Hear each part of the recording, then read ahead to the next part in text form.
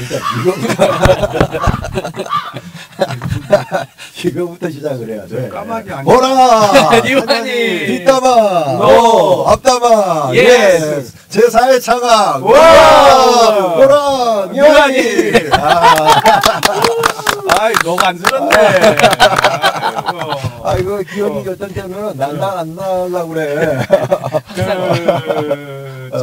나는 군대 가서 이제 성가대를 큰 교회 성가대를 했는데 주로 이제 그 여성 파트는 군무원 가족들이니까. 근데 뭐 노래를 모르는 노래는 옆에 사람 소리하면 듣고 입만 번뜩번뜩하면 돼. 근데 우리 그냥 하는 대로 그냥 이렇게 번뜩번뜩 잘 따라하시네. 그렇지. 그게 또 봉체조 있잖아. 봉체조. 이거 힘쓸 필요가 없어. 그럼 그냥 소리만 내고 있잖아. 그럼 멍청한 놈들이 다 들어. 근데 이게 또 키가 안 맞아가지고 또 매달려야 돼. 오늘 딱 보니까 이게 복장이 이게 젊은 순서대로. 그러네. 제일 젊은 사람, 그다음 젊은 사람, 그다음 젊은 사람.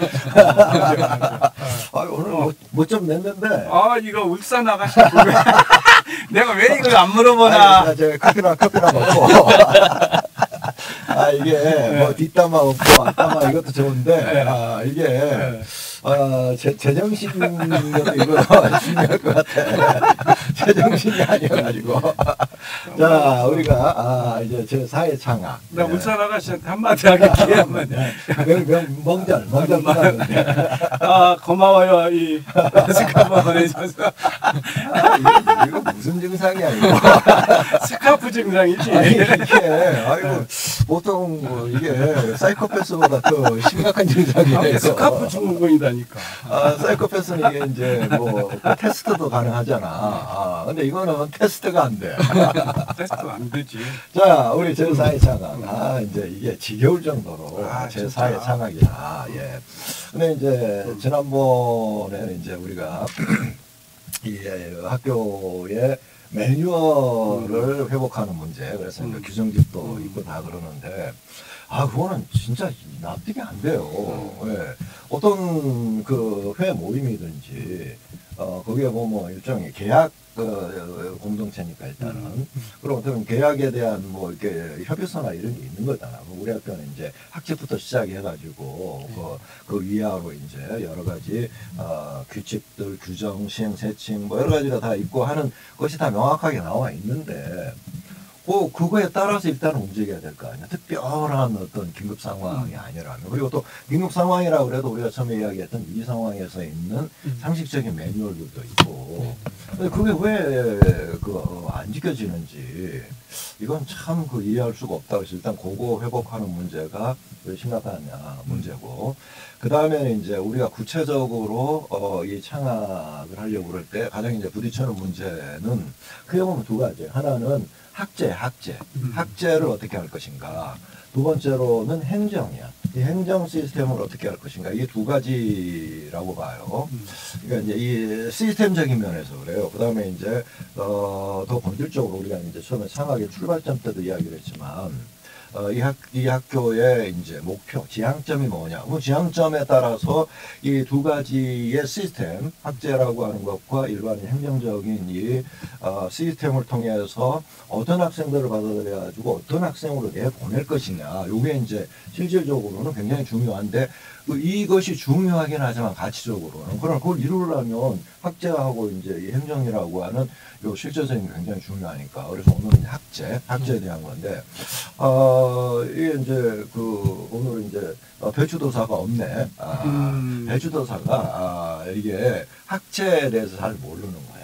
아니 그게 아니고 요즘 배추의 뿌리가 이렇게 썩는 무름병이 유행을 하고 있어요. 지금 그래. 네. 왜냐하면 가을에 비가 많이 오면 배추가 이제 너무 물을 많이 마셔. 그래가지고 썩은 무름병이라고 하는데 아마 배추도사가 이런 가을비에 너무 온전하지 않아서 않아가지고 그런 경우는 소금을 뿌려가지고 배추 물을 쫙 빼버려.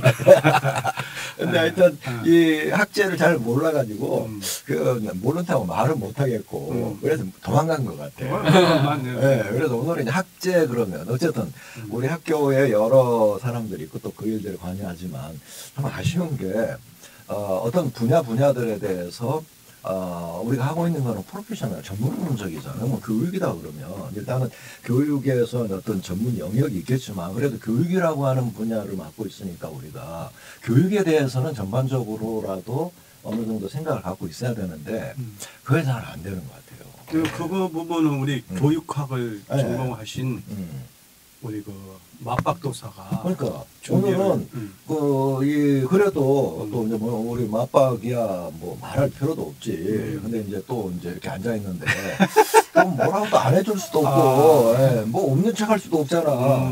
그리고 또 몸도 지금 시원찮은데 이렇게 나왔는데 그것도 없는 척할 수가 없으니까. 그래서 처음에 한번 이야기를 해봐라. 아니. 그냥 그 이야기 할 자격은 안 되고 참그 앉아 있을 수는 있다. 그렇지. 앉아 있을게요. 근데 이제 어쨌든 중요한 거는 우리 맞박이 오기 전에 이 학교의 그 학제적인 측면에서 교육적인 어떤 시스템에 대해서 제일 고민하고 실질적으로 또 자기 나름대로 또 뭐 아무도 모르셨는데 자기 나름대로 또 뭐 교육 방법론이라고 그래가지고 글쓰기 교육, 글쓰기 교육 뭐 이런 것도 하고 그래서 그런 부분에서는 이제 어쨌든 상당히 지금 실제적인 그런 경험과 경륜과 또 어떤 또 머릿속에 아이디어 같은 것 간단히 이야기하시고 뭐 마지막에 무슨 이야기 하고 싶어서 하여튼 그런 면에서 이제 자격이 충분하다. 그리고 이제 우리 맞박이야. 야, 진짜 이제 그 공학이라고 하는 부분을 했고 또 이제 그런 또 본인이 이제 뭐 이렇게 말이 이렇게 자기를 이제 이렇게 쫙 이렇게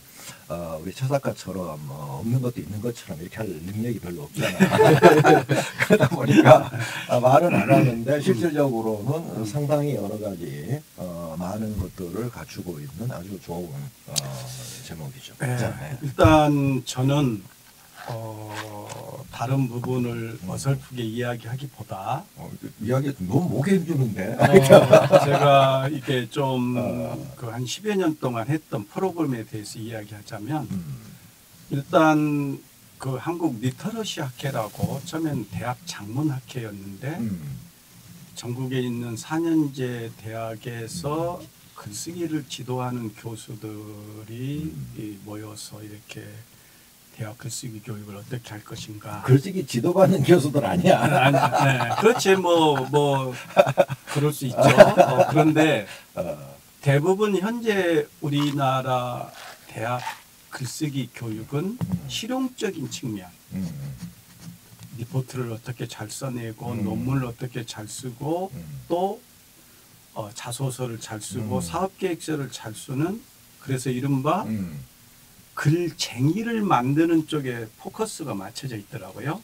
그거는 그냥 어디 저기 사업 시스템으로 하면 되는 거잖아. 그냥. 네. 그런데 제가 우리 학교에서 이렇게 쭉 학생들과 부딪히면서 아까 10년이라고 했지만 시간 강사 할 때도 20년이 넘은 거잖아요. 그렇죠. 30년 다 돼가지고 17년 시간 강사 했을 때도 제가 한 15년 동안을 우리 학생들 글쓰기 지도를 쭉 해오면서 느꼈던 점이 뭐냐면 아까 학제도 말씀하셨지만 우리 학교의 특수성을 고려해야 될 게 뭐냐면 다른 타대학보다 우선 학생 수가 적다는 것, 그 다음에 그 학과 자체도 예를 들자면 이 신학과는 생명을 살리는 영혼을 살리는 학과고 사회복지나 심리상담은 또 사람을 살리는 학과일 수 있고 간호학과도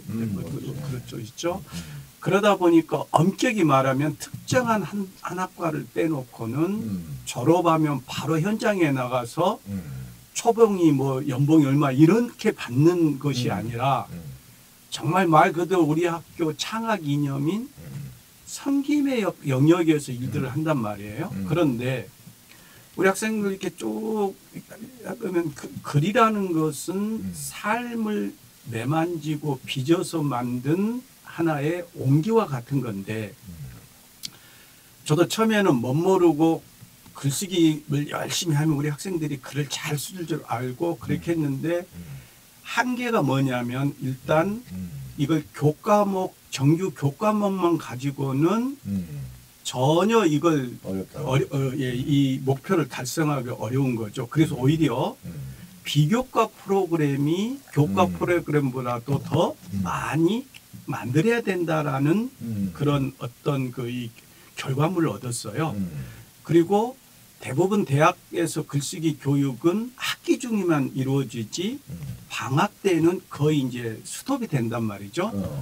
그리고 요즘은 이제 그 대면으로 만나서 상담하거나 글쓰기 지도보다는 우리 여기 맞박도사도 있지만 주로 정보기기를 활용해서 이제 이렇게 하다 보니까 그것도 장점이 있는 반면에 그것이 활용되는 대학은 또 있어요.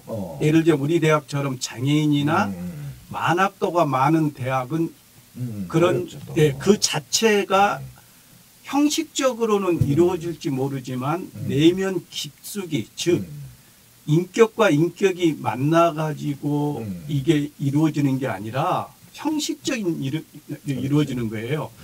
그래서 이른바 제가 이 뭐냐 이 HVW 내가 해놓고도 잊어먹었어. 그래서 이제 예를 들자면 인문고전 읽기를 통한 글쓰기 교육, 없어 보이네. 방학 집중 글쓰기 교육, 글쓰기 상담, 그다음에 이 문학 동아리 활동을 통한 이걸 하는 과정에서 얻은 게 뭐냐면 우선 학생들이 자기 마음을 다스리면서 자존감이 높아졌어요. 예를 들자면 어디 가서는 자기에 대해서 글을 써본 적도 없었고 발표해 본 적도 없었고 그랬었는데 글을 쓰면서 발표하고 자신을 알아가고 타인과의 관계 맺기를 해가면서 나는 소중한 존재구나. 그리고 교수님하고 이렇게 부대끼면서 상담도 하고 울고 웃으면서 이걸 계속 이게 실은 지금 재학생한테만 이게 이루어지는 게 아니라 졸업생들 중에서도 대부분 글을 써서 항상 이렇게 상담을 해온단 말이죠. 그러다 보니까 이게 우리 학교 재학생, 졸업생뿐만이 아니라 또 우리 인근에 있는 지역 주민하고까지 확대되다 보니까 이 프로그램을 이제 우리 이 교양교육의 어떤 이 브랜드 대표적인 프로그램으로 이렇게 육성을 해오는 과정에서 우리 여기 서 교수님도 계시지만 교기원 컨설팅 할 때도 1차 했을 때도 아주 우수한 프로그램이다. 우습다고? 네.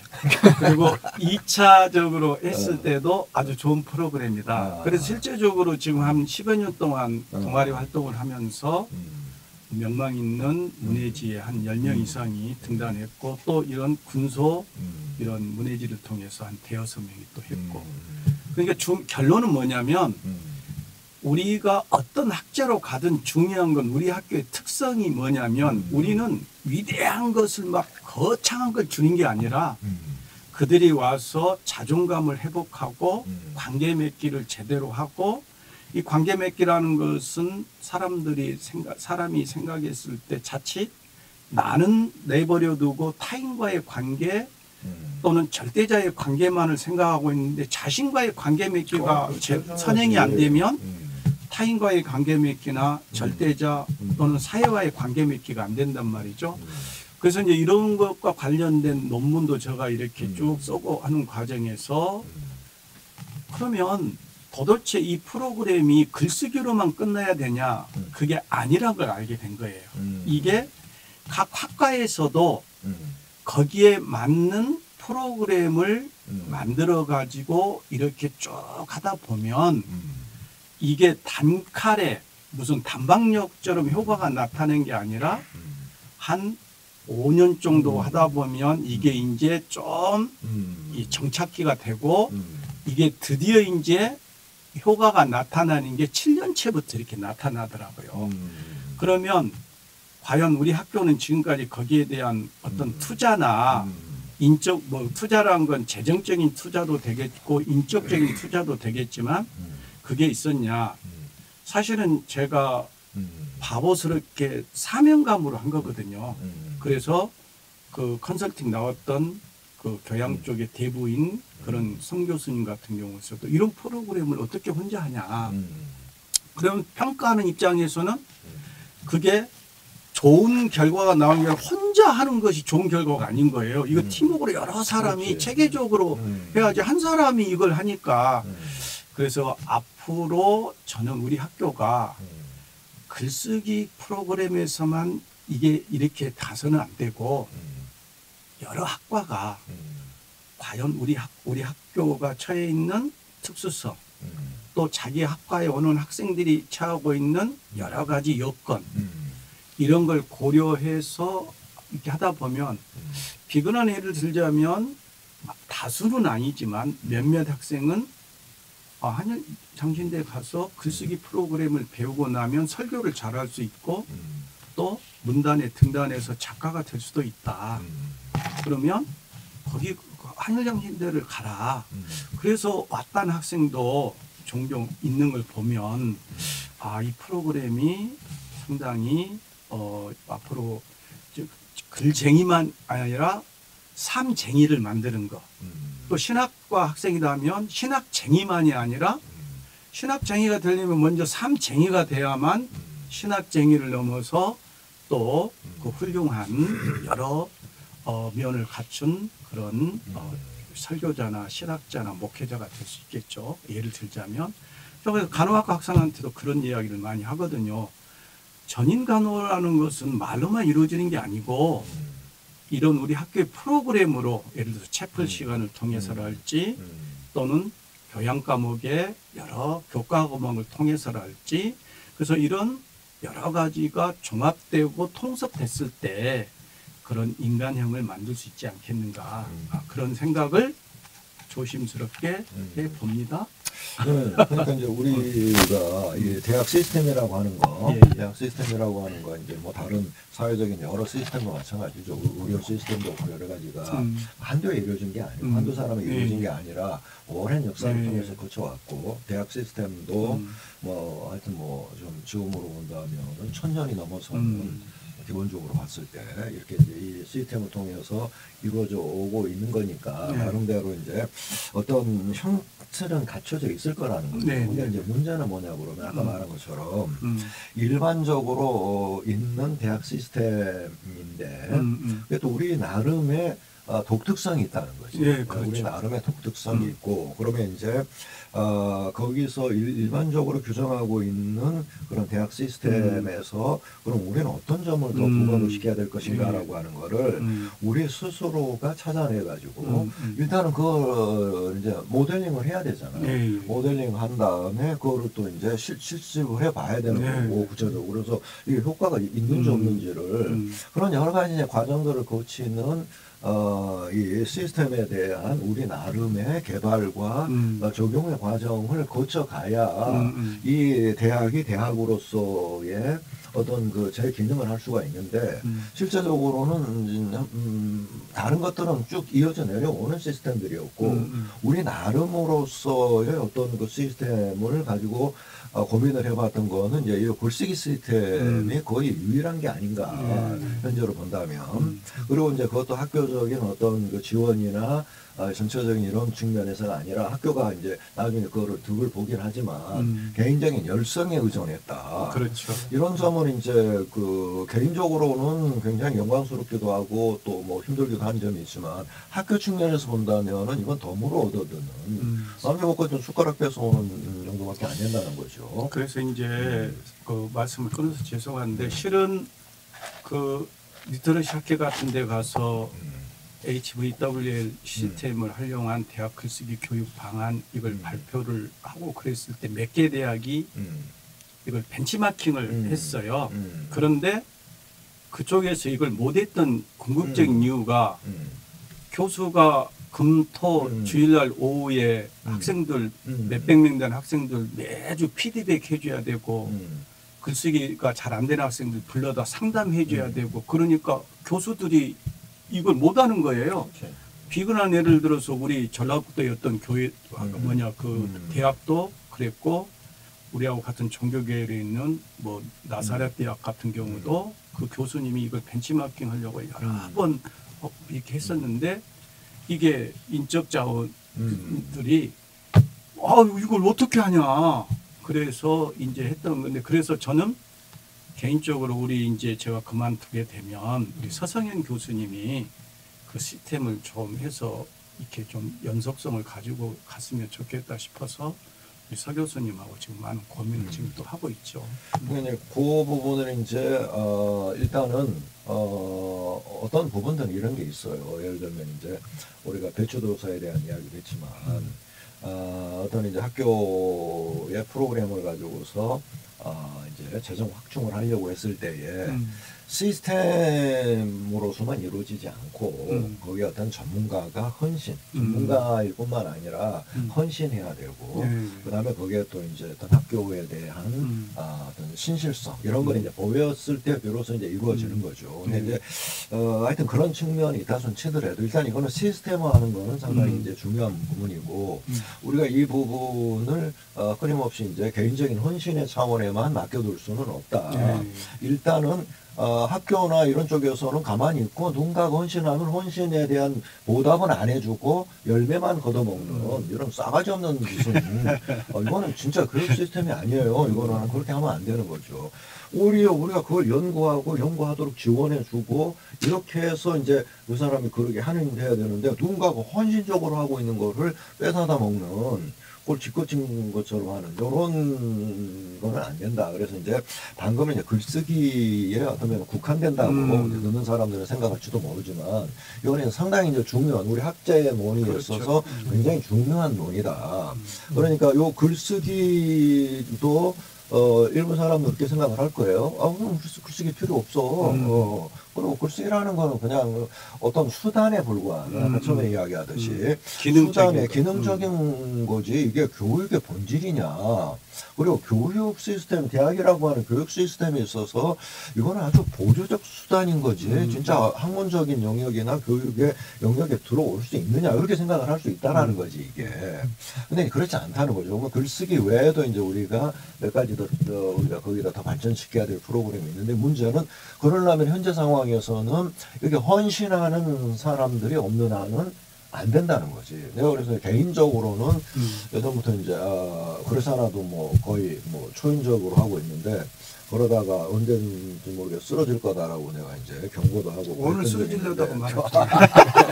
그래서 이제 그런 면에서 그 위험 수준에 이미 이제 개인적으로는 도달해 있는 그런 이제 상황이기도 하고 그러는데 그렇게만 이제 맡겨둘 수는 없다는 거예요. 그래서 학제적으로 해야 된다. 그렇게 생각을 하고 현재로는 우리가 가지고 있는 상당히 중요한 자산이라는 거예요. 이게. 그 다음에는 이제 글쓰기 이제 현재 어쩔 수 없이 지금 따라다니고 있고 그 미래가 없는 어두운 미래 이런 것도 지금 뭐 하고 있고 참 그 입장이 어려운 우리 마빵 목사님. 아니 이 말씀하기 전에 이제 우리 완주문화 도시에서 이 어떤 프로그램을 하는 것을 가지고 공모전을 했는데 저희들이 이제 어두문학에서 쭉 해왔던 것을 지금 해서 응모를 해서 아마 좋은 소식이 올 것 같은데 가서 또 브리핑도 했습니다. 그리고 또 우리가 어두문학 지금 한 10몇 년 운영하면서 그게 대학생에게 어떤 영향을 미친가에 대해서 둘이 공동으로 좀 논문도 거의 90% 완성해 놓고. 어둡지. 이래가 어둡지. 하여튼 우리가 아까 방금 이야기했던 것들 중에 교과 영역과 비교과 영역에 대한 부분이 옛날에는 비교과 영역이라고 하는 부분이 없었던 건 아니에요. 커리큘럼 또는 커리큘럼 외적 요소 이런 거 있었는데 그러나 현재로는 비교과 영역이라고 하는 부분이 실제적으로는 명확하게 인정이 되고 이건 어떻게 보면 좀 웃기는 거죠. 비교과 영역이라고 하는 용어를 쓴다는 것 자체가 나는 이해가 잘 안 돼요. 평가를 위한 목적으로 하다 보니까 그런 용어가 나온 거죠. 구분하는 건데 뭐 커리큘럼 안에다가 그걸 다 비교과 영역이라고 하는 것도 다 원래는 들어가야 되는 부분이에요. 근데 하여튼 우리가 말하는 정규적인 수업 방식 요거 말고도 그 외에 이루어져야 되는 영역이 있다 그러면 이게 비교과 영역이라고 그러는데 요것이 이제 상당히 중요한 어떤 이제 항목으로 좀 나오고 평가되는데도 굉장히 중요한 요인이잖아요. 요거를 우리는 이제 상당히 필요한 학교라는 거야. 다른 데선 자발적으로 이루어질 수 있는데 우리는 이 부분이 상당히 필요하다. 그래서 이 영역을 우리가 어떻게 해주느냐. 그러니까 학생들이 수업 시간에 이것은 수업 방식도 이제 따라갈 수 있도록 하고 효과를 발휘할 수 있도록 해줘야 되지만 안 됐을 경우는 거기에 대한 보충적인 지도나 그 외에 이 녀석이 더 필요한 부분이 있다면 그걸 채워줘야 되는 이런 영역이 단순히 무슨 뭐 이렇게 서클 활동이나 이런 차원이 아니라 상당히 적극적인 차원에서 이루어져야 될 학교가 우리 학교라는 거죠. 그러니까 이제 특별히 우리 학교 학생들이 처해 있는 그런 아까 상황을 말씀드렸는데 우리 학교 학생들 대부분은 정규 과목에서 만족도를 느끼고보다는 비교과 프로그램에서 만족도를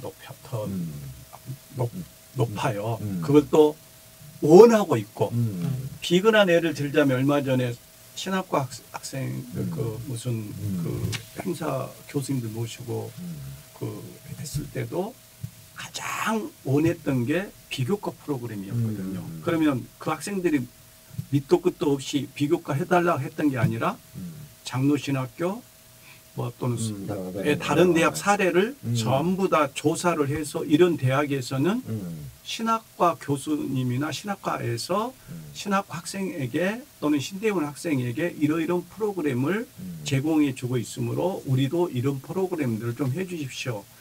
그런데 제가 이 방송에서 이런 말씀을 다 드려도 될지 모르지만 10년 전에 시옷학과 학생이 본인들이 그것을 자격증을 따려면 그 과목이 절대적으로 필요하고 다른 대학에도 다 그 과목이 있는데 우리 학교만 없다.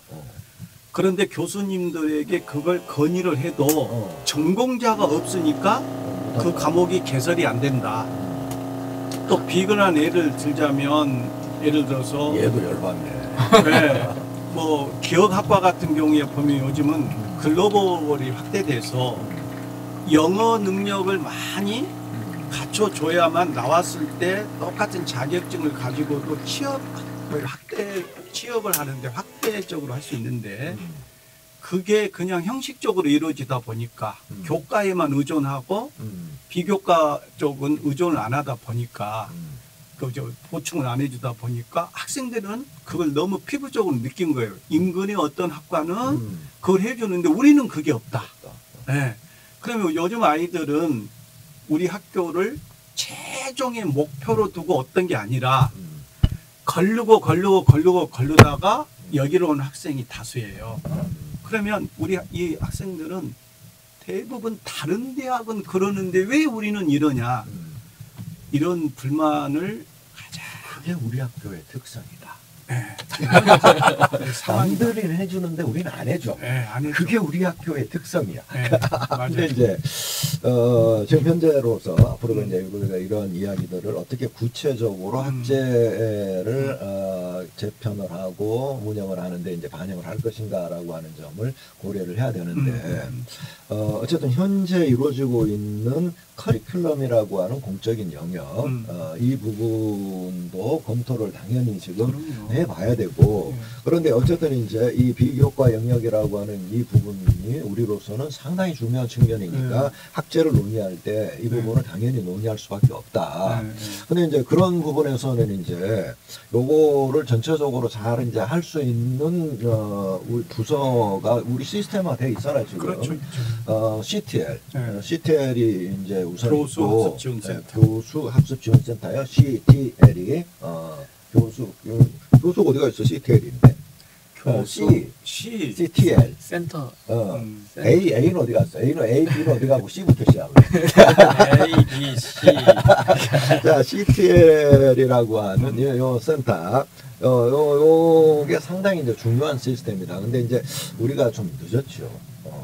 장신대만 해도 상당히 이제 다르게 이제 이걸 해가지고 여기서 이제 여러 가지를 다 관장을 하고 교수들에 대한 교수법에 또 했고 새로 들어오는 교수들 또는 시간 강사들에 대한 교육 이런 부분들을 상당히 철저하게 이제 운영을 했단 말이죠. 꽤 오래됐어요. 꽤 오래된 건데 그러면 이제 여기서 이제 그런 부분들을 이제 관장을 하면서 그러면서 이제 그 외에 이제 우리 맞박이 또 했던 여러 가지 프로그램들 있잖아요. 이제 그런 것들도 운영을 하고 이러면서 이제 진행을 해 오고 있고 또 하나가 이제 교육혁신원이라는 게 있잖아요. 있어요 우리 학교에? 아니 없나? 그러면 이제 거기서는 요 관계는 나도 잘 모르겠어 지금. 교육혁신원과 CTR의 관계를 어떤 식으로 이제 이거를 설정을 해야 되고 이거 어떻게 운영이 되는지는 현재로는 나도 지금은 잘 모르겠는데 현재는 우리는 시스템으로는 있다 이거예요. 시스템으로는. 그런데 문제는 뭐냐 그러면 요게 무슨 헌신까지는 안 해도 해야 될 어떤 자격을 갖춘 사람이 들어가서 기본적인 업무를 진행을 하고 있어야 되는데 지금 이제 CTL이든 이쪽 부분이든 할 수 있는 사람은 현재 우리 인력으로 봤을 때는 맞박밖에 없는 거잖아 현재 학교에. 근데 이 맞박이 지금 보직이 없어. 교육혁신원 또 없고 CTL에서도 못하는 거지 지금. CTL은 하고 있나? 아니. 두 개나 지금 안 들어가 있다는 이야기지. 그런 일이 있었어요? 몰라. 나는 하여튼 그렇게 알고 있어. 그러면 이거는 여러 가지 면에서 실제적으로 문제인데 원인을 따져볼 수는 있겠지만 그러나 현재 우리의 문제로 봤을 때 학제가 운영되는 과정에서 학제를 운영하고 설계할 수도 있고 프로그램을 만들어서 진행할 수도 있는 전문가가 있는데도 불구하고 빠져 있다. 네. 근데 하여튼 경험담을 한번 들어봅시다. 그 CTL을 운영을 하면서 여러 가지 프로그램들 했잖아요. 여러 가지. 근데 그때에 했던 그 프로그램들에 대해서 우리 그 교수들이나 학생들의 인지도 또는 반응 이런 건 어땠던 것 같아요? 그러니까 일단은 그 CTL은 약간 그러니까 교수법과 학습법에 제한된 부서이고요. 실질적으로 학사제도를 이제 뭔가 상하게 맞게끔 개선하는 것은 사실은 교육혁신원이라고 하는 어떻게 보면은 최상위에서 이제 혁신의 방향을 제시하는 시스템을 마련하는 브레인 역할을 해야 하거든요. 이런 이야기를 그러면 어디서 교육혁신에서 해야 되는 거죠? 당연히 그렇게 해야 합니다. 그리고 또 이제 아까 뭐 하나만 예를 들면 그 HVWA 같은 글쓰기 교육도 어떻게 보면은 그 학사 HIV? HVWL. HIV로 들렸어. HIV가 뭔지 알지? 이거 군대는 장소에서 이런 이야기 그래서 이런 그 어떤 그 하나의 글 쓰는 능력을 기르는 어떤 목표를 가진 하나의 이런 1년 과정에 있는 논리적인 체계를 가지고 있는 교육 프로그램은 그러니까 어떤 우리의 제도적인 안에 제도 이 시스템 안에서 들어오게 되려면은 아까 그 HVWL이라고 하는 이런 논리적인 체계 이런 거를 저희가 체계적인 거라고 하고 그 다음에 이런 프로그램이 진행되는 데 있어서 뭐 학생들에 대한 지원 또 그 프로그램에 대해서 학교에서 예산 지원이라든지 이렇게 그 어떤 우리 한 몸에 한 손에 해당하는 부분이라고 생각하고 손을 관리를 해주듯이 학교 전체가 거기에 조금이라도 신경을 쓰게 만드는 체제적인 측면이 두 가지가 다 고려가 돼야 되는데 지금까지는 교수님 말씀하신 대로 최재선 교수님이 체계적인 프로그램을 만들어 놨는데 체제적인 지원이 전혀 없었던 거죠. 체계에 못 들어왔고. 예. 마찬가지로 CTL도 교수법과 학습법 프로그램을 가동은 하지만 이게 주로 그 학습법 관련된 프로그램에서는 평가 때문에라도 학교에서 굉장히 신경을 많이 썼어요. 예산도 그렇고. 근데 교수법 같은 경우에는 교수법 프로그램들이 있고 시행이 되지만 교수님들이 참여를 잘 안 하세요. 근데 타 대학 같은 경우에는 만약에 여기에 참여를 하면은 뭐 교훈평가에 반영을 한다든지 뭐 이렇게 해가지고라도 교수님들이 최대한 많이 참여할 수 있게끔 학교에서 신경을 많이 쓰거든요. 그게 하나의 지원책이죠. 그런 식으로 이제 어떤 프로그램의 이런 목록들은 어떤 그 교수법 강화를 위한 목표 달성을 위한 체계적인 과정이라면 체제적으로 학교에서 어떤 교수법 관련된 프로그램을 지원해 줄 수 있는 것도 제도적으로 뒷받침이 돼야 되는데 그게 지금 사실은 안 됐던 거죠. 그거는 한마디로 말하면 병원에서 의사들한테 의료 기기를 안 주고 맨손으로 가서 수술하라는 거하고 똑같은 거야 이게. 그 엄청난 그 첨단 그 기기들이 있으면 도입해다 갖다 주고서 활용을 하도록 하고 그러면 이 사람은 또 그 의료공학 그 측면에서 요 기기 다루는 법이나 이런 거 배워야 될 거 아니야 이게. 그런데다가 돈을 투자를 많이 안 하고서 어떻게 병원이 운영이 되느냐고 이게. 그래서 제가 그래서 지난 그 CTL에서 그 국가 보조가 나왔을 때 인력들 좀 동원했었잖아요. 그래서 그때 제가 했던 작업 중에 하나가 이제 학습 역량 강화 프로그램에 대한 시행안 규정 만들고 그다음에 교수 역량 강화를 위한 시행안 규칙 세부 시행 규칙 같은 규정들을 작업을 다 했어요. 근데 이제 그 학습법은 규정화 시켜가지고 지금 올라와 있는 상태고 교수법은 하다가 못했거든요. 그러니까 이렇게 이게 매뉴얼이 뒷받침이 돼서 이 어떤 사업을 진행할 때마다 사람들이 바뀌어도 일하는 사람들이 바뀌어도 매뉴얼을 보고서 일을 진행할 수 있게끔 이게 이제 매뉴얼 작업을 하는 게 시스템을 마련하는 작업인데 제가 이제 교양교육원도 그렇고 규정을 만드는 작업 중에서 느꼈던 게 뭐냐면 우리 학교가 굉장히 오랫동안 규정에 의해서 그러니까 시스템으로 뭔가 교육이 되는 게 아니고 뭔가 힘이 있으신 분이 입김을 발휘하시면 규정을 넘어서서 뭔가를 좌지우지하는구나 라는 느낌을 굉장히 받았어요. 그게 근데 그렇게 하는 사람들이 그렇게 하는 것이 그냥 관례인 줄 안 거예요. 그러니까 그게 가장 답답한 부분 중에 하나예요. 그래서 그런 게 제가 지금 생각해 보면은 굉장히 어떤 뭐 시스템적으로나 행정적으로 기강이 해이해졌다. 그러니까 뭔가 령이 서지 않는 것은 이런 우리가 우리 공동체가 이렇게 약속한 이런 매뉴얼들을 지키지 않고 자기가 힘이 가지면은 이렇게 저렇게 할 수 있다라고 생각한다는 것 자체가 기강해이고 이 시스템을 무너뜨리는 행위다. 그래서 정말 예를 들면 계속 교양교육원 이야기를 하게 되는데 교양교육원에서 노력해가지고 이렇게 교수님들하고도 이렇게 뭐 갈등은 있었지만 그런 과정들을 통해서 나온 이 매뉴얼을 몇 개월 안에 이거 다 무너뜨려 버린 거 아닙니까? 그거는 사람들이 무너뜨렸다고 생각을 안 하는 거야, 이 사람들은. 그러니까 세계네. 난 두 가지라고 생각했는데 일단은 교육혁신원이 있고 교양교육원이 있고 그다음에 성과관리센터가 또 하나 있어요. 성과관리센터가 있고 그러면 네 개 시스템이 지금 전체적으로 우리는 지금 갖춰는 있다는 거죠. 갖춰는 있는데 그런데 그거가 이 대학에서 굉장히 그 중요한 부분이다라고 하려면 아까 말한 대로 인적 그리고 인적 자원을 투입을 한다 그러면 그거는 이제 물적 자원도 투입이 당연히 돼야 되는 거잖아요. 근데 그거 투입 안 하고서 어떻게 학교가 좋은 학교가 조금이라도 좋은 학교가 될 수 있겠는가. 그러니까 저는 방금 서 교수님 말씀에 덧대자면 좀 더 구체적으로 이야기하자면 지난번 방송 때도 잠깐 이야기한 것 같은데 예컨대 교양교육원장을 불러다가 특수한 목가에서 이런 걸 요구하니 그냥 말하라. 그랬을 때 그 직을 맡고 있는 책임자 입장에서는 개인 감정으로 일처를 그렇게 한 게 아니고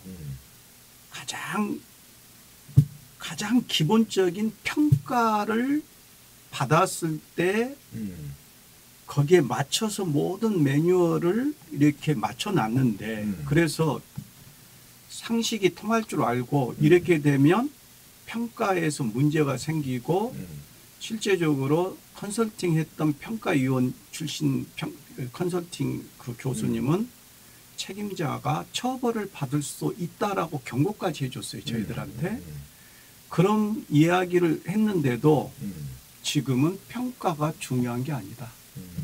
이런 가치관을 갖고 있는 CEO가 학교를 운영하고 있다면 행정이나 학사나 뭐 이 재정이나 이게 제대로 돌아갔겠어요? 안 되지. CEO니까 AEO나 DEO가 돼야지. 제가 생각해 보면 제가 군대 있을 때 그 군대는 군기 확립이라고 하잖아요. 근데 이제 저는 이제 장교로 있어서 뭐 장교였어? 네. 뭘 하나를 해도 항상 규정 그렇죠. 하고 이 매뉴얼에 맞는 거냐라는 거를 그렇죠. 물어보거든요. FM이나 필드 마샬이라는 게 네네. 있으니까. 그래서 그게 만약에 규정 없이 네 생각대로 했으면은 이제 중대장이나 대대장한테 엄청 혼나는 거예요. 그렇지. 그러니까 그렇게 규정을 안 지킨 거에 대해서 명확하게 짚고 너 이거 똑바로 안 하면 너 혼나? 이렇게 해서라도 확립이 돼야 이 기강이 확립이 돼야 이게 시스템으로 돌아가는 거지. 지금은 정말로 이게 기강이 그러니까 이게 네. 참 이게 이제 참 말하기 창피한 이야기인데. 창피하죠. 아니 그 지난번에도 이야기했듯이 그 가장 강력한 독재자라고 할 수 있는 우리 총장님 계셨잖아. 근데 이 양반도 그건 법이 아닙니다. 그럼 안 했다니까. 할 수가 없는 거지 이거는. 근데 이거는 완전히 모든 그 시스템이고 뭐가 안에 아무것도 없이 학교 근간을 무너뜨리는 그렇죠. 이런 일들을 했다. 그러면 이제 현재로 봐서 그것이 뭘 위해서 그랬는지 모르겠는데 그거를 희생을 할 정도가 되면 그보다 더 큰 가치가 있었어야 된다는 거지. 근데 그건 아니었다는 거예요. 그러면 이제 그렇게 돼가지고 우리가 돈이 더 많이 들어왔다랄지 뭐 다른 어떤 요인이 더 좋아졌다. 그런 다음에 양자택일 중에 그거밖에 없다. 이해는 해. 근데 그게 아니라 현재로는 재산상의 지금 학교의 우리가 예산상의 마이너스만 해도 거의 한 30억에 육박한다고 지네들끼리도 이야기하는 상황인데 이 교육 시스템의 붕괴로 인해서 발생할 수 있는 추후에 차근차근 발생할 수 있는 대학의 위상의 문제로 본다면 나는 이제 항상 이제 계산할 수 없는 돈은 100억이라고 해요. 100억. 그래서 이거 100억의 손해다. 이렇게 이제 생각을 하는데 이거는 이제 완전히 중요한 부분이에요. 그래서 우리 학제에 대한 부분을 진짜 이거는 굉장히 소중하게 생각을 해야 된다. 어떻게 보면 이렇게 생각할 수 있어요. 아니, 그 대학이 다 운영되고 그 학제가 있고 다 있지 않냐. 교육도 진행되고 뭐가 문제냐. 이렇게 볼 수가 있는데 그게 아니라는 거예요. 지금 이게 완전히 붕괴되어 있는 상황이다. 그리고 현실적으로 봤을 때에 우리 교수들이 아마 우리 이제 미안한 이야기지만 노조에 속해 있는 사람들도 마찬가지일 거예요. 지금 현재 이 대학을 운영을 해 나갈 때에 본인들 나름대로는 열심히 하고 있거든. 근데 한번 생각해 보면 이래요. 자신이 지금 그 가르치고 있는 교수법에 대해서 한 번이라도 받은 적 있냐 이거야. 나는 이제 그나마 있는 게 뭐냐 그러면 대학 때에 그 교사 자격증을 얻기 위해서 그걸 했었고 그 다음에 이제 교생 실습도 하고 해서 거기서 배운 게 굉장히 많아요. 교생 실습을 한 달 동안 하면서 배운 게 많아요. 그 시범 학습도 하고 그랬단 말이죠. 저는 배운 게 많은데 그렇다고 그래서 대학 교수로서의 강의법을 배워본 적은 한 번도 없어요. 네. 그런데 우리 학교에 있는 교수들 가운데 교수법을 제대로 배운 사람이 있냐 이거지. 그 다음에 교과 운영법에 대해서 배운 적이 있냐 이거지. 지 나름으로 하는 거예요. 그러니까 이런 부분에 있어서는 굉장히 취약하다는 거야 이게. 그런 면에서 이 대학에서 그 대학의 총장의 권한이 있다면 총장직이라고 하는 것은 여러 보직들을 둘러싸고 있는 거잖아요. 그러면 총장직에서 굉장히 중요한 부분이 일단은 기획처예요. 학교의 전체적인 틀거리를 잡아줘. 그러나 여기는 전체적인 틀거리를 잡아주는 데고 그 이 조직과 이제 이런 거에 대한 큰 기본적인 틀거리를 마련해 준다는 거죠. 그런데 진짜로 이 대학이 대학으로서의 운영을 해 나가려고 할 때 돈도 들어와야 되지만 그걸 가지고 운영을 할 때는 지금 필요한 부분은 실제로 보면 이거잖아요. 그 교육 혁신업. 그다음에 아까 또 말한 거 뭐였지? 성과관리센터. 그다음에 또 교사습 개발원 그다음에 또 그 교양교육원. 요 네 가지 이 부분이 현재로 봐서는 우리를 대학답게 만들어 줄 수 있는 굉장히 중요한 부서라고 하는 사실을 인지를 해야 된다는 거야. 근데 이게 인지가 안 됐다는 거지. 인지가 안 됐다.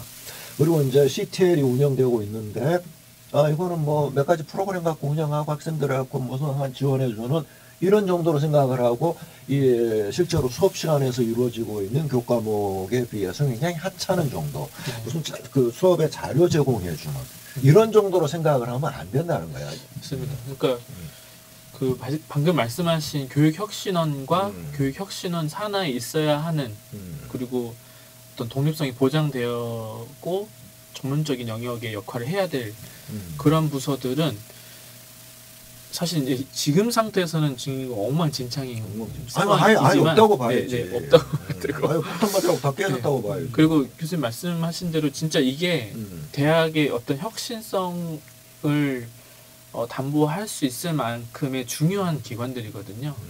그러니까 예를 들면 제가 오래전부터 성과관리센터에는 데이터 분석가가 와야 된다. 왜냐면 데이터를 분석하는 방식이 예전하고 많이 달라졌거든요. 지금 예전처럼 뭐 막 설문지 받아가지고 뭐 SPSS 돌리는 시대가 아니고 지금은 이제 빅데이터로 해가지고 학생들이 학습 로그를 분석해가지고 어떤 빅데이터 분석하는 시대인데 데이터 분석가가 아니고 그냥 뭐 정보 처리 능력 조금 있는 사람들 가지고 이게 대학 수준에서 할 수 있는 게 아니에요. 그러니까 뭐 사회복지나 기타 이제 심리 쪽에서 하고 있는 몇 가지 분석, 그 이상으로는 우리 학교 시스템에서 지금 분석 도구가 안 들어와 있는 거예요. 그러니까 성과관리센터는 이제 그 부분도 돼야 되고, 그다음에 교수학습센터의 역할도 사실은 굉장히 중요하죠. 그래서 학습 분야, 교수 분야, 그리고 교수학습 자료를 개발하는 분야, 이 세 가지 분야가 또 전문 분야가 나눠지는 거고, 그다음에 이제 교양교육 같은 경우에는 우리나라 학생들이 대부분 고등학교 때까지 교육을 마치고 대학에는 오지만 뭐 유럽이나 이런 대학처럼 사실은 기본적인 학습 능력이 스스로 학습하는 능력이 갖춰지지 않는 상태에서 오는 학생들이 대부분이기 때문에 교양교육원은 그 역할을 담당을 해줘야 되거든요.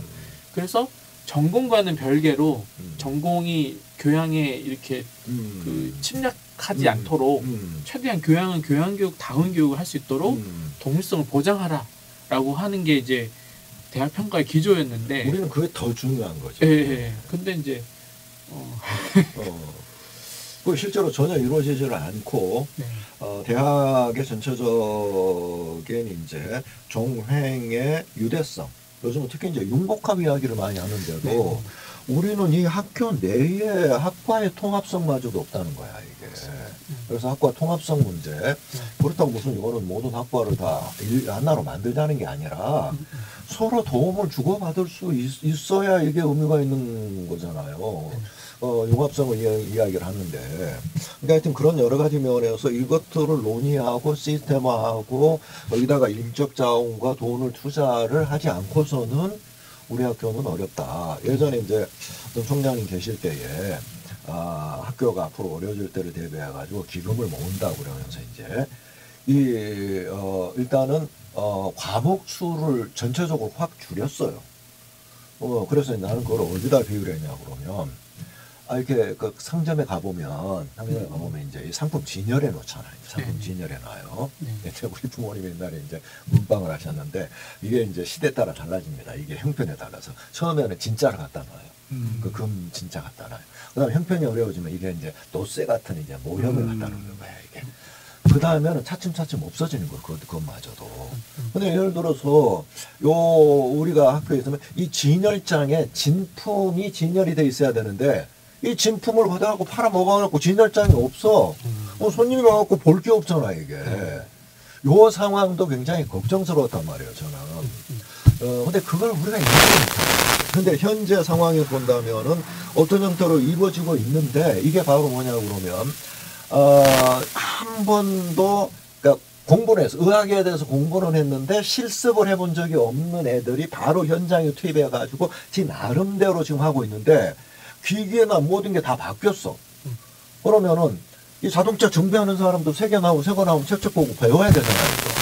그건 안 배운 채로 직권만 갖고서 하고 지금 운영을 하면서 이게 제대로 돌아가고 있다고 생각을 하는 우리 학교의 교수와 직원들의 이 마인드가 이게 학교를 지금 망치고 있습니다. 그런 점에서 이거는 지금 굉장히 중요하다. 일단은 우리 학교가 그게 없는 게 아니다. 누구보다도 좋은 어떤 프로그램을 직접 개발을 해낸 개발자가 있잖아. 이렇게 생긴 건 뭐 이렇게 시원찮게 생겼어도 이거는 상당히 중요한 그 특허권 얻어놔. 그 특허권을 얻어놓고 그다음에 또 이제 이런 부분에 있어서 어디다 내놔도 지금 굉장히 쪽팔리는 그런 이제 어디다 내놔도 빛나는 저기 팔려 그래서 그런 이제 그 인재들이 있는데 그래서 어쨌든 지금은 굉장히 절망적이지만 우리가 앞으로는 희망을 가질 수 있는 그런 요인이 된다라는 거죠. 그래서 보라 유한이 뒷담화 NO 앞담화 YES 제 차의 상황 와 보라 유한이 아이고 이게 50분이나 됐어. 창하겠어 약간 뭐야. 버퍼링이. 이거